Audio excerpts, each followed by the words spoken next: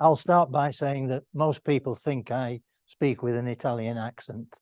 I don't. I'm a very proud born and bred Yorkshireman, but I have an Italian always trying to get out. So thank you very much for inviting me. It's fantastic, and what a turnout. I couldn't have asked for any more. Fantastic. This is not a talk, it's a story. And it's a story about how the Massarella family came to end up in Doncaster. But first of all, they decided to go to America. But I'll talk you through it as we go on. That's it. It's had a bit of practice. This is central Italy. This is the region of Lazio, and you can see Rome on there. I think there, yeah.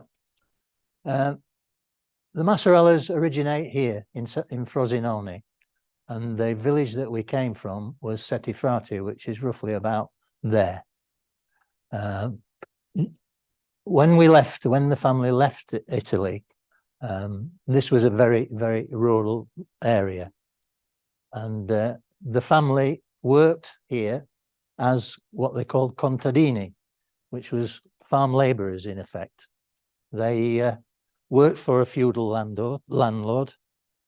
Settifrati Frosinone was a very rural area, and the family were contadini. They were land workers.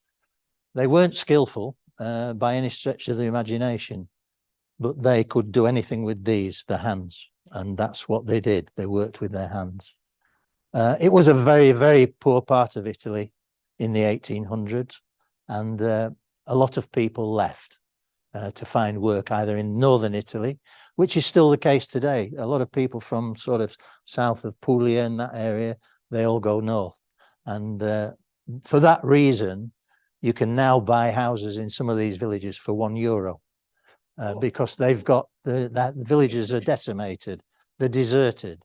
And if you are prepared to spend money in renovating and try to start a business there, you can buy a house for €1. I know several people that have done it, and it's a great system if you've got the patience and the money to do it. So anyway, the family decided to leave, and as far as I'm aware, and I can't substantiate this, they were going to go to America, but they ended up in England. And the reason they ended up in England was because, I'm not sure you know this, but Italians are very clannish, and they tend to drift to where they know other Italians are. And they usually drift to areas where they know people from their region went. And they found out that somebody lived in Nottingham from their area. Somebody had moved to Nottingham. So that's where they went. They went to England. They went on a boat from Naples. It was a long journey. And then how they got to Nottingham from wherever they landed, I have no idea. But anyway, they did. And they stayed in Nottingham for quite a while. And then, for some reason, they moved to Doncaster. And as I understand it, well, I know for a fact that my great-great-grandfather, I'm going to show you this.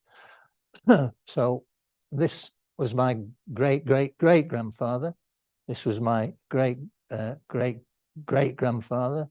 This was my great-grandfather. And then the next slide, which I'll show you, is great-grandfather. And this is my grandfather. And then these are all the brothers that came from Italy. So the three brothers, one died before. This one, Auntie Eleonora, or Auntie Nellie as we knew her, they made her stay in Italy because they had some land there. They had a little piece of land that they used to grow their own vegetables on. And she never, ever forgave them for this, ever. And eventually she came to England. She died in England, but she still never forgave them. And I spent many hours with her researching family history. She used to tell me all about it. And she said, my brothers were playboys. She said they came to England, they were playboys. They didn't do any work, they were just playboys. And every time she was in contact with them, she said to them, if you don't bring me to England, I'm never, ever going to speak to you again. So they saved up some money, and they decided to bring her over. And she came over, but she refused to go back. And they said to her, Nelly, you've got to go back because somebody has to look after the houses that are there, our house, their houses. And of course, they didn't have a lot of money because they were doing manual labor work here, and they did all sorts of things, which I'll talk about in a while. And what they did was they went to Mansfield Market. And at Mansfield Market, with the few pounds that they had, they bought 40 mules. This is a true story. And they took these mules back to Italy, and they said to her, if you come back with us, we'll build you a new house. Because all she would say to them was, you left me here and I'm living in a hovel. And actually, when I went, it was a hovel. It was one room, table and a chair and a fire, and then a bed in the corner, and that's all it was. So they said, well, if you come back with us, we'll build you a new house. And they did. This is a nearer family tree now. This is my grandfather, my grandmother, Anastasia Buffalaro. They met in, Carmine was born in Nottingham, actually. But his dad went back to Italy and registered his birth in Settifrati. Anastasia lived in Sheffield, in Little Italy in Sheffield, which was in, I don't know whether you know Sheffield well, but it was in the Coppergate area of Sheffield, bit near West Bar. And he met her there, and they married, and these were all the children, a lot of them. Two sadly died just after, not long after being born. Then coming down from then is right down to our family. And I am, where am I? I've lost myself now. There, on the end. So Ronaldo was my father, married my mother Edna, who lived in Sheffield. And this is myself and my three brothers. So you can see it was a big family. And whenever there was a wedding in Doncaster, they always struggled to find somewhere big enough to hold the reception, because there would be up to 200 to 300 guests. It was a massive family. They came from all over. Can you see that little sign there? What does it say? Massarella. This is what we call now, this is what we call either a contrada or a frazione. Frazione is a fraction. So this little hamlet was a fraction of Settifrati. Settifrati is about 2 kilometers from where these houses are. And this house was the hovel that my Auntie Nellie lived in, and my grandfather originally lived in. And then his brothers lived in this house here. There is another house just a bit further down the lane. But the first time I went, I was shocked to see this sign, because I didn't know that the village, the fraction where they lived, was called Massarella. But when I looked on all the other signs around the village, every one was called after a family name, and everybody knew everybody. So that's me at the back, good-looking guy there. These are two uncles. This is my Uncle Laurie, which he lived in Townmoor Avenue. My mum. And this was my Auntie Angela's brother-in-law, Uncle Phil, and he was 100 years old on Sunday. And he still looks like that. No, no he doesn't. So I just had to have a photograph taken under this sign. First time I went to Italy, when I was 15, and again, I'm still that good-looking guy at the back there. And I went with a few uncles. There was my Uncle Laurie, my Uncle Mick, Uncle Lewis, and then Auntie Mary, Uncle Mick's wife, and Auntie Louisa, Uncle Louis' wife, and then cousins. First time I ever went to Italy, 15 years old. And something funny happened to me when I arrived. I was getting off the plane, and I had this feeling that I'd been here before. I hadn't, of course. But ever since that time, I wanted to know more about the family and their connection to Italy. So this is when my research started, way back then. When I was here, I got sunstroke and I had to go to bed. So I didn't have a very good holiday. My uncle came up and he said, well, we've got a doctor coming to see you. So this doctor turned up, examined me. He said, you've got sunstroke. In Italian, I couldn't understand the word he was saying, but Anyway, and he said, there's a nurse going to come every single day to give you an injection. I thought, fine, all right. Doctor went, and I thought, 15 years old, I was full of testosterone. I thought, I bet she looks like Sophia Loren. And I was expecting her to walk through the door just looking fantastic. But all I can say is she ate a lot of pasta. She was a big girl, and she just used to throw me over and stick the needle in the backside, and that was it. And so it wasn't a very, very good experience being in Italy. But, it was my first experience.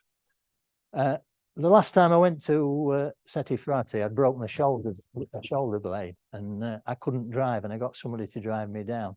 And I thought, I'll go to Sette Frati and I'll have a look around, because I hadn't been before since the last time I went. And I'd forgotten where the new house that they said they would build Auntie Nellie. I'd forgotten where it was, and I was being driven down the road, and I saw this chappie stood at the side of the road, and I stopped and I said, can you tell me where Mrs. Lanny lives? He said, yes, she's here. I said, what, from America? He said, yes, she's here from America. The connection between the Lannys and the Massarella is my Auntie Nellie, because she never forgave her brothers, said she would never leave the house to any of the Massarella family, ever. And even when they built her a new house, she said, no Massarella is ever going to come in this house, ever. So I saw this chappie, and I was chatting to her, and I said, can you tell? He said, oh, she's here just down the road, I'll take you. So I got in his van, and he took me, and he said, do you want to go inside? And I'm thinking, she's not going to let me inside. She's going to slam the door in my face when she knows who I am. So the door was all shuttered up. He knocks on the door, no answer. Shouted up at the window, no answer. And I'm thinking, thank God for that. But all of a sudden the door opened, and there was two ladies there, one little short, very Italian, and then a taller blonde woman. And he said, this is Michael Massarella. And I thought, this is it. She's going to say that. And the lady at the back of her said, ah, Michael. She said, I'm your third cousin, Gerarda. I said, oh, right. She said, I've been wanting to email you and write to you for a long time. She said, but I don't know I didn't know your address. So she said, come inside, come inside. And they were both fantastic. They showed me all around the house, which I'm going to show you in a bit. So this is them. I bet that house hasn't changed since day one, actually. But she lived in New York. She was married to my Auntie Nellie's eldest son, and they went to New York. She lived there. I'm not sure whether she's still alive now, because this was a few years ago. And I'm going back in September, and I'm going to go again and see if she is still alive. When I was there, her phone rang, and she said, she was talking in Italian to whoever it was, and she said, you've got to go back to the village. I said, why? She said, because this is the mayor on the phone, and he knows you're here, and he wants to talk to you.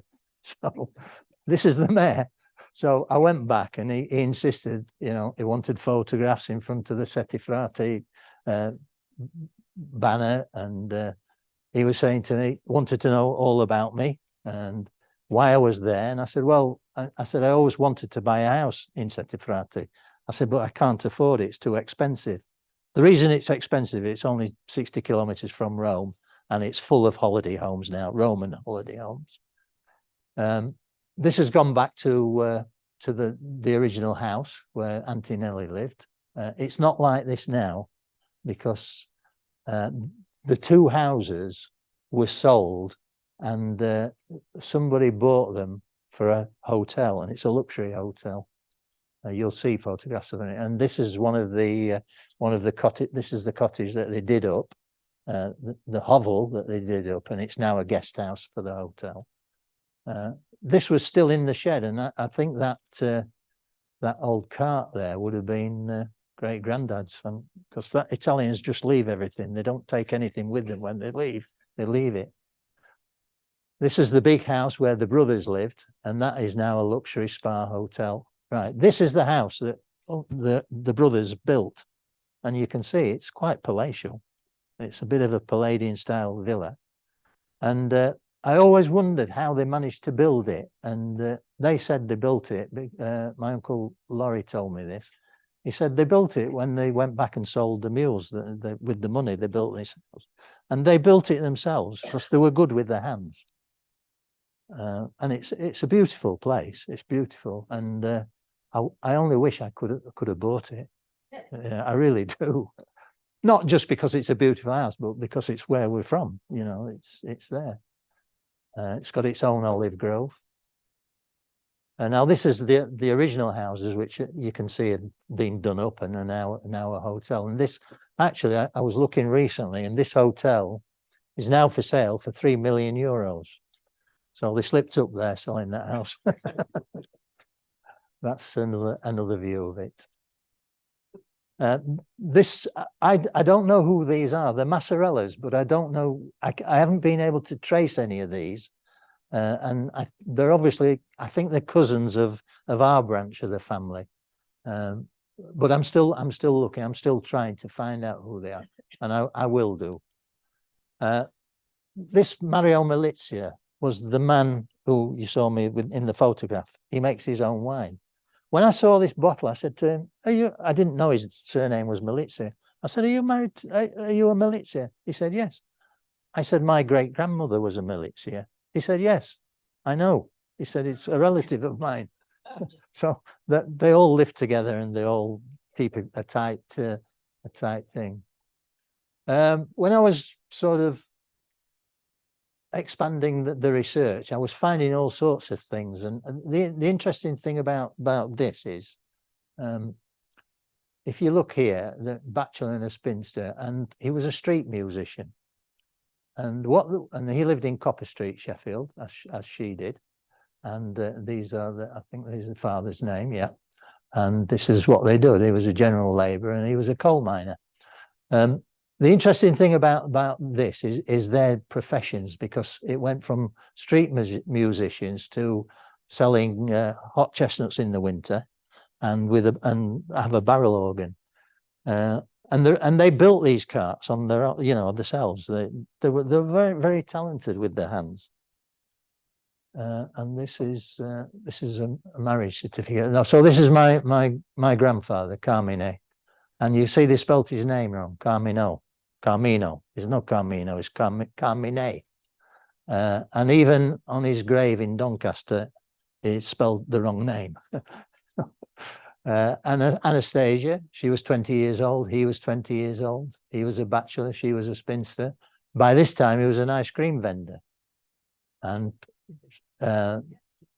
John was my great grandfather, Giovanni, and Joseph Buffalaro wasn't alive, sadly, when they got married. But both were ice cream vendors anyway.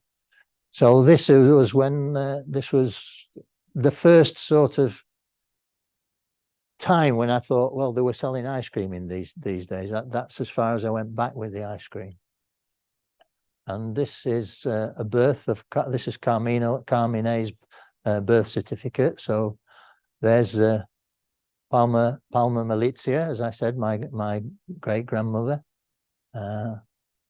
So these, and you can see that when he was born in Nottingham. You can see that there.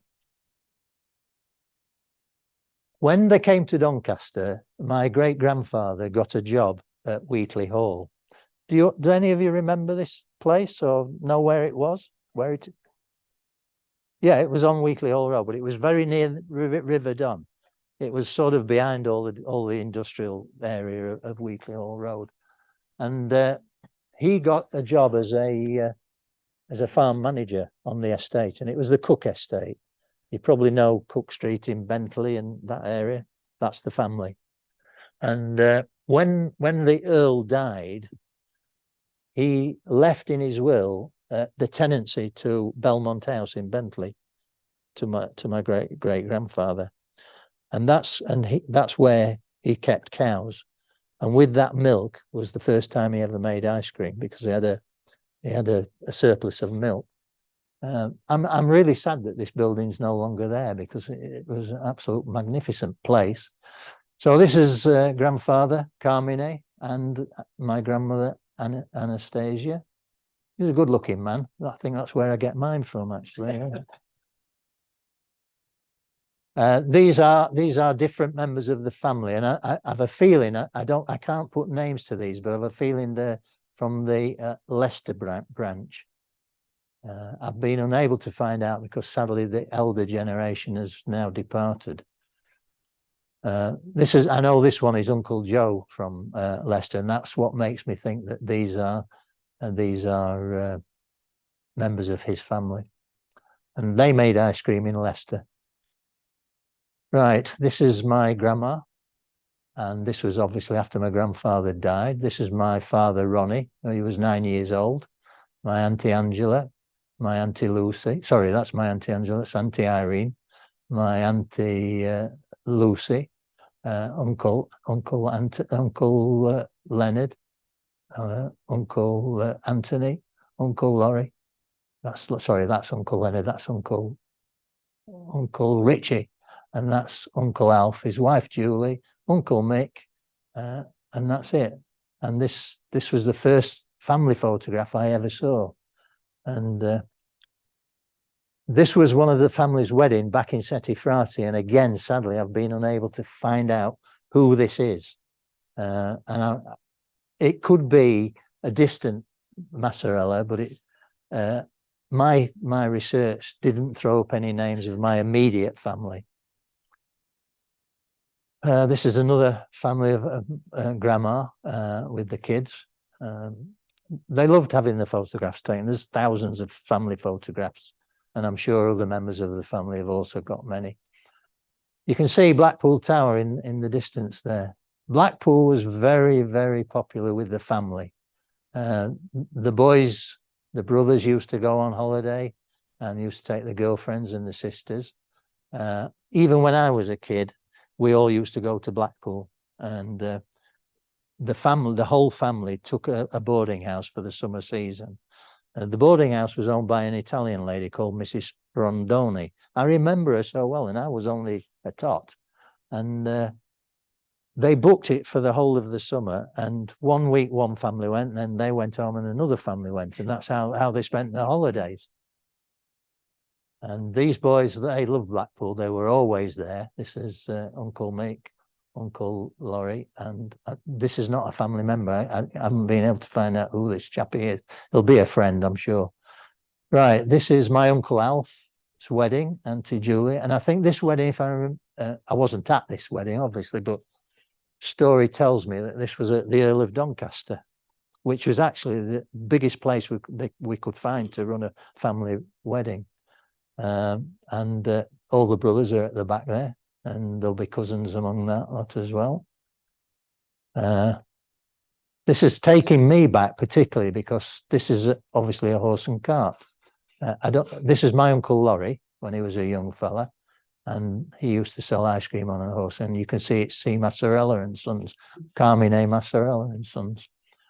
When I was 8 years old, I used to come home from school, and my dad used to send me out on one of these horse and carts selling ice cream. I used to go out at 4 o'clock, and I wasn't allowed back in till 8 o'clock at night. And then I had to do my homework if I had any. And then I had to go out at the weekends with my cousin Adrian, and we used to go all over with this horse and cart. Bowlby, as far as Westwood Side and Epworth, all around Bessica, Edlington, Woodlands. We used to go everywhere. This horse that we had was a bay mare called Fanny. It was about this big, 14 hands high. And she knew exactly in every street where to stop. We didn't have to drive her. We just sat in the car, and she just stopped at every stop. At every stop, ladies used to come out with jugs and bowls for ice cream. We used to have to scoop it up and scoop it up. And then she knew where to turn around, and she'd go to the next street, and that was it. The husbands always used to come out with a bucket and a shovel to pick up the poo for the roses, and they always wanted to put it on the roses. Anyway, when it was time to go home at 7:30, this horse knew exactly when it was time to go home. Adrian and I used to sit on the floor of the cart, and it used to whip round and it used to gallop all the way home to Hyde Park, to Cooper Street in Hyde Park. You couldn't stop it. Fortunately, no roundabouts, no traffic lights. It was just a full gallop back to Cooper Street. Another family wedding. This is Uncle Mick. Yeah, no, this is Uncle Alf again. Sorry, which you've already seen. Now this one is right. Uncle Mick and his wife Julia. Maria Pizzuti. She was an Italian from an Italian family. They lived in and worked. They eventually took part of the business to Wakefield because the business was split up everywhere. We had a depot in Chesterfield, we had depots in Doncaster, York, and Nottingham. It was a big concern. It was a very big concern. And by the 1950s, they were producing a lot of ice cream. You can see that we had a football club, Massarella Football Club. These were all people that worked for the family. Apart from this guy here, my Uncle Lenny, played for Sheffield Wednesday and got picked to play for England, but then the Second World War arrived and he never played. And he used to tell me, because I'm a mad football fan, and so was my dad. In fact, most of the Massarellas were, most of my brothers were. He said, you don't, this was before he died. He said, you don't understand football in these days. He said, we used to get 10 shillings a week. He said, we used to have to buy our own boots and we used to have to go to the ground on the bus. He said, so we never earned any money. So you can see it was a successful team. Look at the trophies. And I'm not sure when this actually ceased, but my father, he continued a football team. It wasn't called Massarella's, it was called Doncaster United. It was a Yorkshire League team that was based down, you know, where the airport used to be on Townmoor, on the Ledger Way there, on the Townmoor, not Townmoor Avenue, Bawtry Road. That's where they started. And my dad was a good footballer, but he was always getting injured and he used to come home with broken legs and all sorts of things. But he was a very, very good manager, and that manager, the management skills went with him as his career progressed. Doncaster United won quite a lot of championships in the Yorkshire League. It was champions quite a few seasons, and they started to get noticed by professional sides. And can you remember Billy Wright, England player? He was manager of Arsenal at the time, and he used to come to Doncaster, and he used to stay at our house when we lived in Bessica, and he came to scout players, and they took quite a few players to Arsenal over the years. Quite a few went to Leeds United, and he always understood my father was a very, very good man manager, and he wanted him to go and work with him at Arsenal, but my dad wouldn't go. He said, I'm not going to live in London. He said, I like Yorkshire too much. He said, and he said, no, I don't want to. And again, that was something that appeared later in his life, which I'll touch on later on. So this is, I think this was Uncle Michael in Leicester, because this is, you can see here, this was a horse-drawn cart. As things progressed, the horses were phased out and motorized vehicles started to come in, but they did keep some of these, and what they did was chop the shafts off, and they fitted a tow bar, and they would tow them to parks and markets and leave them there all day. That's another story for me, because when I was a teenager, I couldn't drive. I wasn't a driver, and we had Mr. Softy vans, which you'll see later. My dad used to drive me to Edwinstowe out near Clumber Park there, and he used to leave me all day in this van selling ice cream. I couldn't pee, I couldn't do nothing. And he used to come really late at night, 7 o'clock, and I used to say, damn, busting, He said, well, you should go in the trees and do it. I said, I can't, there's loads of people about. Before the horse and cart were hand barrows. And these were very popular. And the hand barrow, I said to a little earlier, were used for selling chestnuts. They had barrel organs on them. They sold all sorts on them, and they were all handmade. And when the carts came in, this was another Italian family. There are a lot of Italians, and you can see this is made by electricity. Yes. And that is because there were, there on top of the barrel was a paddle that mixed the ice cream. In my dad's day and my granddad's day, they weren't electric. They had to turn them, and they used to turn them down the cellar in big vats. It was a hard job, a hard job. This is another Italian family, Scapatici. They were from Manchester. I don't think they're still about. You see this cart here? There was one for sale today in an auction down in Suffolk, and I tried to buy it. Unfortunately, I got outbid.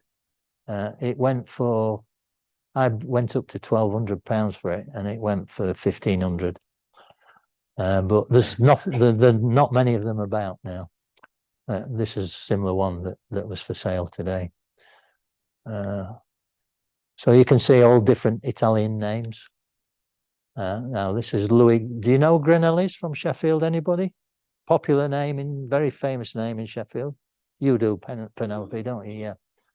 They're still in Sheffield. I don't think they're making ice cream. I'm not even sure whether they're selling ice cream. They probably are. There's their shop in Sheffield, which is still there. Whether they're actually still running it or not, I don't know. I've not been in Sheffield for a while. This is Carlo, all the original ices. This was Selfridge's first soda fountain. And you can see here, Louis Marcantonio. Marcantonios are related to us through marriage. My Auntie Angela married a Ria, Victor Ria. I think this is a cousin of his, Marcantonios. So there is a relationship between the Marcantonios. So Grandma, Uncle Louis at Leicester, Uncle Michael at Leicester, and that's Uncle Richie in Doncaster. Right, you see this cart here? This is one of the first hand carts we had. I've just bought one of these that I found in a museum at Tuxford, and they had two. And last year I'd bought a horse-drawn one and managed to buy one. Was in a terrible state, and I'd done it up. I've repaired it and made it good. I'll show you photos in a minute. And the joiner who was helping me do it said to me, "Have you been to the museum in Tuxford?" I said, "I didn't even know there was a museum in Tuxford." He said, "Oh, go and have a look." He said, "They've got two of your carts, family carts, in that museum." So I went along, and it was closed, the museum. And I was just about to drive away, and this woman came out of this garden. She said, "Can I help you?" I said, "Yes." I said, "I understand that there's some of my family's history here." She said, "Oh, you must be Michael Massarella, are you?" I said, "Yes, I am." She said, "I know all about you." She said, "I'm surprised you haven't been." I said, "Well, I didn't know you were here." So she said, "Well, let me show you around." I was nearly there 4 hours. She would never shut up. She telling me all about the museum. And I recommend, if you can go, it's well worth a visit. And it's called the Walks of Life Museum. And it's a collection of hand barrows. And there's a real history to it, to how it came there. So anyway, I was chatting with her, and I said, I thought, I'm going to be cheeky. I'm going to ask her if she's got two. I wonder if they'll sell one. And she said, well, it's owned by a trust now, an educational trust. She said, I'd have to ask the trustees. So I said, fine, don't worry if you can't, it doesn't matter. I'm just pleased you've got one. She had got two. Anyway, they agreed to sell me one, and I've bought one now. So it's still there. I haven't picked it up yet, but it will need a bit of work. I'll show you some photos of it. This is another of and this is Andrew Massarella's. Is related to my cousin Penelope there. Yeah, that's right, Penelope. Yeah. This is very, very almost identical to the cart that Adrian and I used to go out on. And the story about these was, and these were all built by my grandfather, all of them. And my dad was telling me, he said, I hated it when my dad was building these. He said he used to give me 2 big tall church candles like that. He said I used to have to go in this shed and hold these candles up so in the night so he could build these things. He said, and I was dropping in the Ronnie, pick them up. He said I used to hate that job. He said, but he said they were all handmade and hand painted. This is another one. This is an older one. Not sure who this one belonged to. It could have been one of ours at Cooper Street. I don't know. Massarella Supplies. Any of you remember this in Down Hunt Lane in Bentley? No? It used to be an ice rink, and the family went into ice cream production in a big way. This was a very, very modern plant in the 50s, and it was producing about 5,000 gallons of ice cream a day, which was a lot of ice cream in the 50s. It was sold wholesale and retail on the carts, on the vans. And then in 1950, I think it was 54, they had, as they say in The Godfather, an offer they couldn't refuse to sell it, to sell the business. Lions Made in London wanted to buy the business, and they agreed to sell it on condition that those who wanted to could stay working for Lions Made and running the factory. My father was factory manager. He stayed on for a while. And my uncle, John Lewis, he became managing director of Lions Made ice cream division in London. And eventually it got closed down because Lions Made moved central production to London eventually and kept it there. But it was a state-of-the-art factory with equipment from America, and it was a very successful business. This cart I tried to buy 8 or 9 years ago. I'd seen it advertised, and when I found out where it was in Syke House, just outside Doncaster. And I got in touch with a chap. There was a guy called Paul Liddell, and I went to see it, and I said, "Would you sell it?" He said, "Yeah, I will sell it." He said, "But I want a lot of money for it." I said, "Well, what's a lot of money?" He said, and this is what, 10, 12 years ago. He said, "I want £6,000 for it."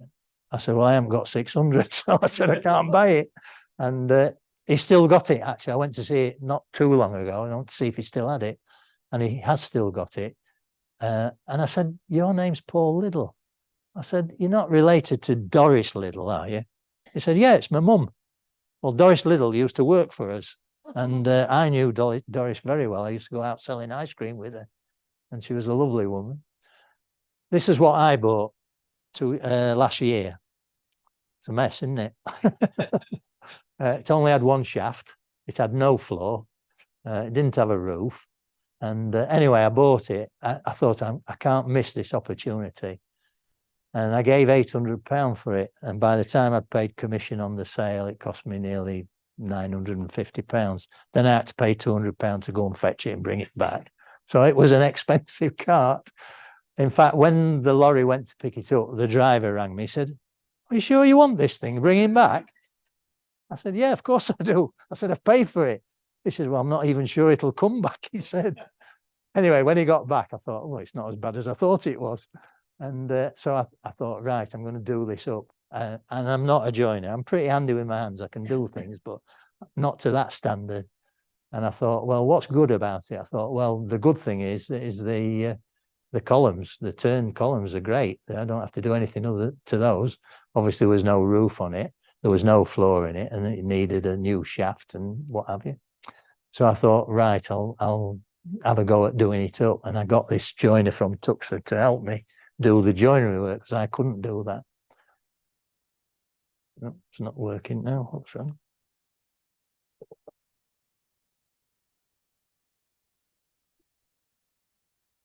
Oh, it is right. This was it when I finished it. I managed to buy a set of shafts on eBay for 40 quid, which I thought was a bargain because I couldn't find any shafts for it anywhere. I'm just going to go back. That's it. Well, that's it today. That's how it looks today. I got a sign writer to paint it. The only thing I haven't done is up in the roof there, because I remember when I used to go out on these carts, they all had paintings in the roof, and there were usually pastoral scenes of countryside, mainly Italian countryside. And I was asking my dad about it, and he said, "Oh, he said your granddad used to paint that. He was an artist." He said he was a good artist. I said, "And who painted all the sign?" He said, "Your granddad used to paint the sign, and his brothers, they all did. They could all sign right." And I found this chap in Ollerton who came and painted this for me. I did all the base work, and he just did the sign writing. I think I'm pleased with it, actually. And this was established 1864 in Cooper Street. This is the barrow I bought in Tuxford. You can see there's two, and that's the one that's the actual one I bought. That one. So I'd never seen one of these before, and I was saying to the lady who runs the museum, I said, how did you come by these?" And she said, "I'm not 100% sure." She said, "But Dorothy," and this was the woman who collected all these things, told us that she'd bought it at a Massarella dispersal sale. And I thought, well, I've never heard of a Massarella dispersal sale, not to my knowledge. And I asked a few of my cousins, and I said, "Have you?" Nobody seems to know. And because it's Andrew Massarella, I can only think that it was probably in some building somewhere, and it was probably not in this state, because they're not the original wheels. The original wheels would have been wooden, and these are actually off something like an old Austin or something like that. So I don't know where they came from. I'm presuming they came from Bentley somewhere, and they were probably in some old warehouse, and somebody probably threw them out for sale or something like that. I don't know, but I'm really pleased I found one, and now it's part of the collection.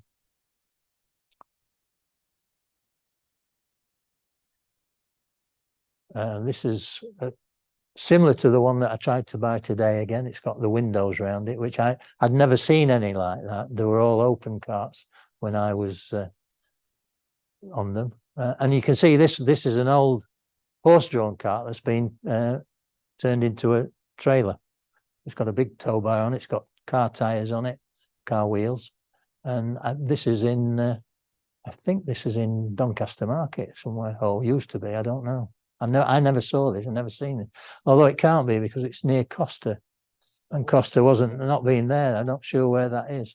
So maybe it's not Doncaster, maybe it's somewhere. It's not, no. Marco Rea, that's my, I said to you, my Auntie Angela, she married one of the Reas. And this is one of their vehicles in London. Now this is an old Fiat, and this was my Uncle Rich's pride and joy.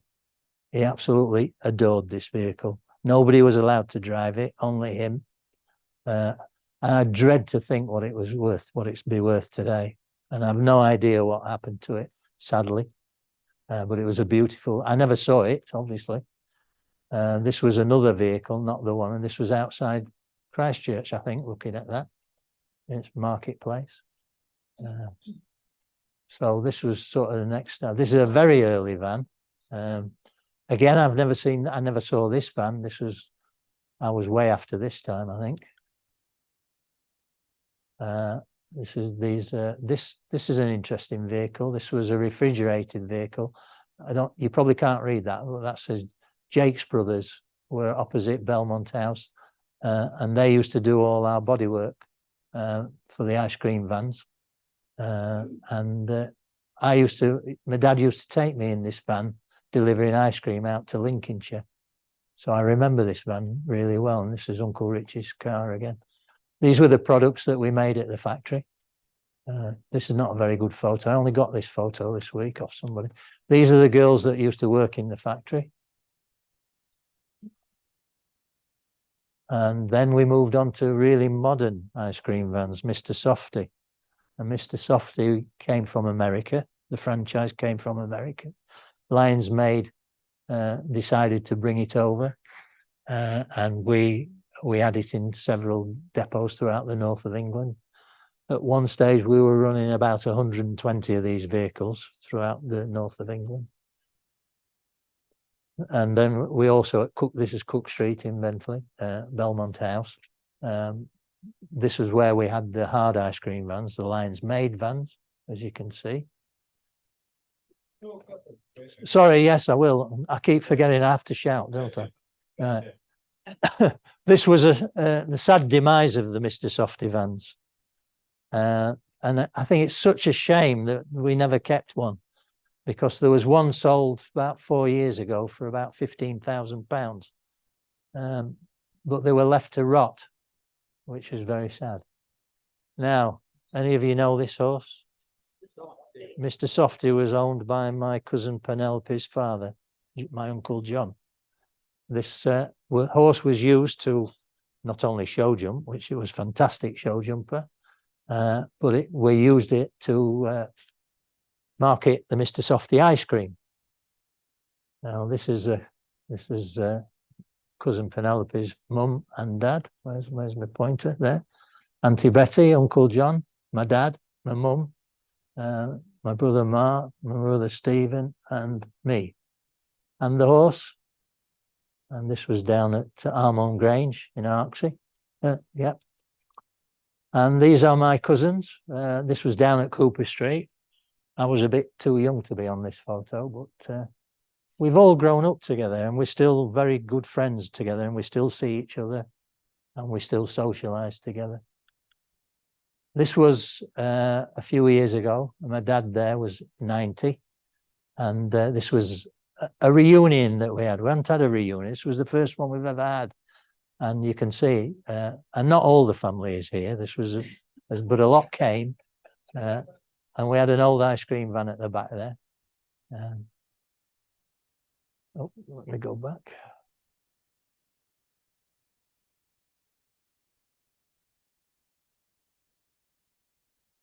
Right, this was in Cooper Street. My Auntie Angela, my dad, Uncle Richie, Uncle Laurie, and Uncle Lenny, and Uncle Anthony.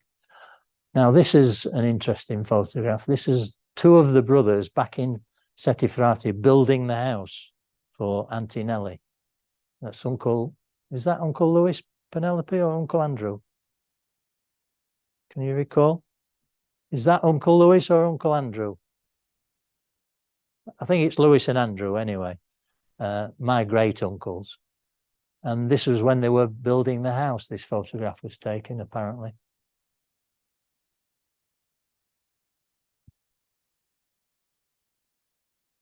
There came a time in my life when I was doing all this research, and I said to myself, I want to go and live in Italy. And I decided that before I got too old, I would buy somewhere. And the reason I wanted to go is I wanted to go full circle for the family. The family came here, started a business, and stayed here. I want to go the other way. I want to go to Italy, start a business, and stay there. I bought this house. It wasn't like this when I bought it. It looked like this on the outside, but inside it was a wreck. And I bought it I've been there, 23 years now. And I paid something like, I think it was about £60,000 for it 23 years ago. And I didn't have a lot of money at the time, and I had to borrow and save. But eventually I thought, if I don't do it now, I'll never do it. Anyway, I bought this house, and I called it after my grandfather, Villa Carmine, and it's in the region of Le Marche. It's near a village called San Ginesio, and it's number 23, Contrada Colalto.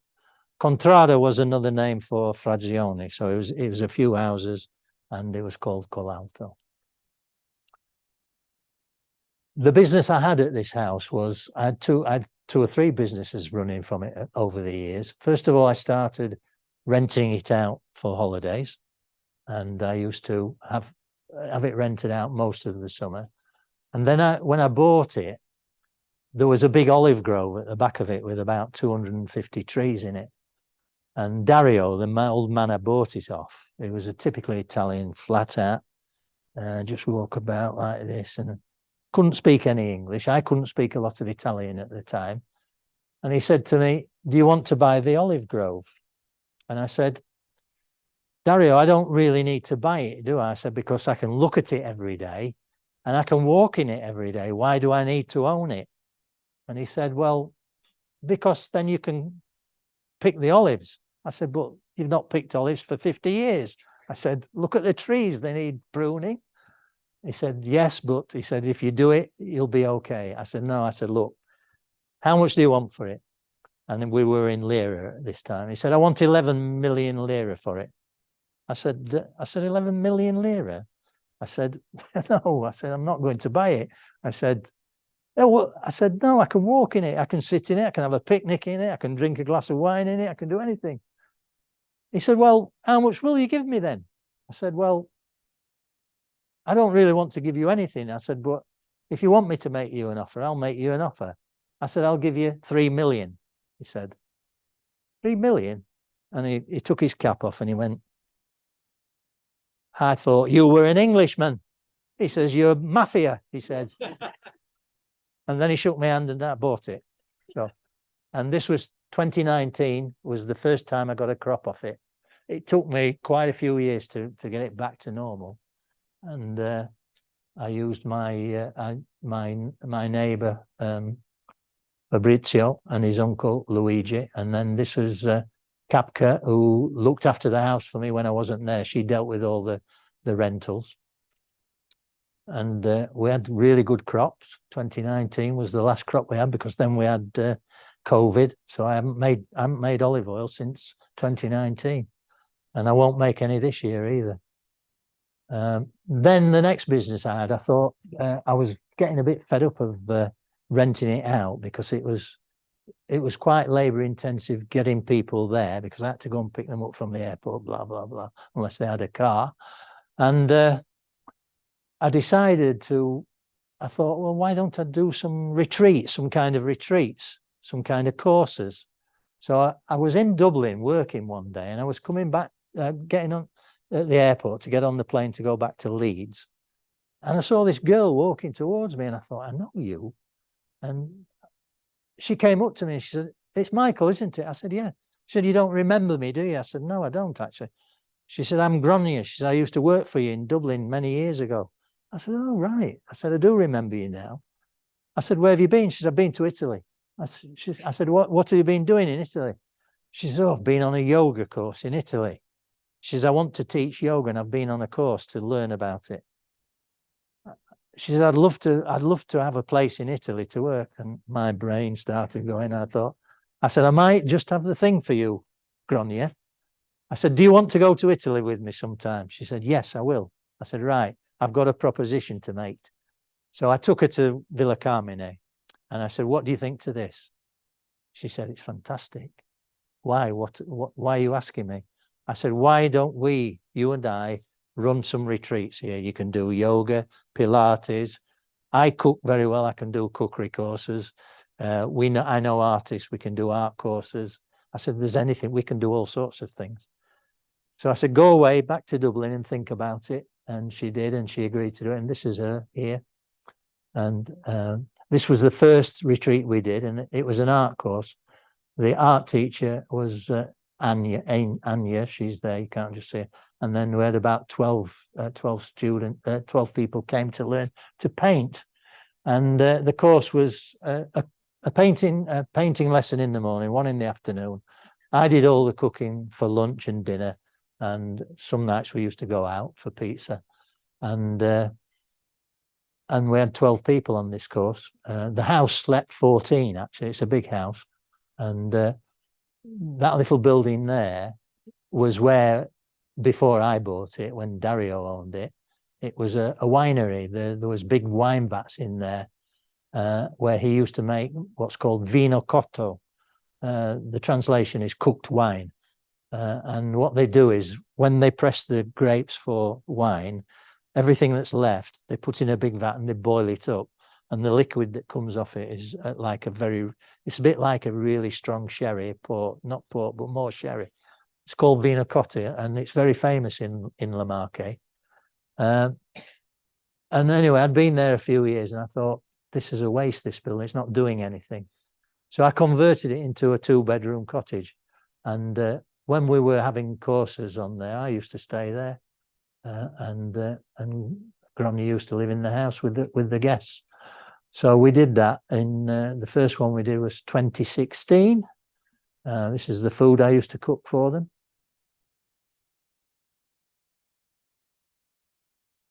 Used to do lunch for them. That's when I had a lot of hair there. There's my thing. This was one of the students. This was in the downstairs studio that I'd built, that I'd converted a big room into this studio, and where they used to paint. This was one of the bedrooms where they used to sleep. This was the living room, bedroom. And I'd built a swimming pool after a few years. So it was perfect for that. This was 2016 in August. And the next one was due in September. And I went home I think it was on August the 22nd. I left Grania there. She was going to finish cleaning up with Kapka and tidy up. And they left the day after me. And then my next door neighbour's daughter, she looked after the house when nobody was there. The next day she rang me and she said, there's been an earthquake. She said, everything's wrecked. The whole village is wrecked. I said, what about the house? I said, is it wrecked? She says, no, it's not wrecked from the outside, but inside, yes. She said, you'll have to come. So I got on a plane and I went. When I pulled up outside it was exactly as the first photograph I showed you. When I went inside, it was a disaster. The floors were all cracked. The rear wall and the front wall had all gone away and the floor was sort of hanging. The staircase was a central staircase. That was okay. But I wasn't allowed to go in it. The police came and they said, no, you can't live in it. You can't stay in it. Fortunately, the little house there wasn't damaged, which surprised. There was an odd crack in it in the exterior walls, but nothing. So even to today, this is where I live now. I can't go in this house. So this was 2016. Because I had a business there, I actually got compensated for the damage. And it took me 2 years to get compensation agreed because I was English. I wasn't a resident in Italy, but I was fortunate. I had a business and I'd registered the business, so I got the compensation. That was 2 years, 2018. They didn't start work till May this year. So I've been 7 years without this house, no business, nothing. But they've started now, and they're getting on with it quite a lot. This was the sort of damage inside. Cracks in the walls. Floors were cracked. And this is minor injury, damage compared to my neighbour. This one. This is my neighbour, and this is 200 yards away from me. And this is Gianfranco, my neighbour. He can't live there anymore, obviously. And he's told me when I was there last time in Italy, he said to me, I'm not coming back. He said, I'm not ever coming back. And so sad, the village is deserted. A lot of the village was destroyed.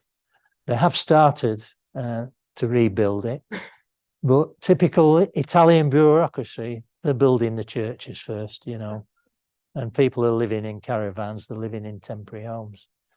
And this is the story of Italy. And now the family is still here. It's all cousins now. There's only my Auntie Irene, who was 96, my father's sister. She still lives in Doncaster. She's never been married. She's always been a single woman. Had a very good job, worked at the coal board in Doncaster. Lived in a flat on Townmoor Avenue. And then 2 years ago, she decided she wanted to go into a home. She didn't want to live in her own flat anymore, and she moved in. But she doesn't need any care. She's 96. She doesn't need any care. She gets on the bus to go to Doncaster. She's an amazing lady, and I'm just so pleased that I've gone back to Italy and I've tried to get the family presence back there in Italy. And that's it. And I hope you've enjoyed it. And if you've got any questions, please fire away.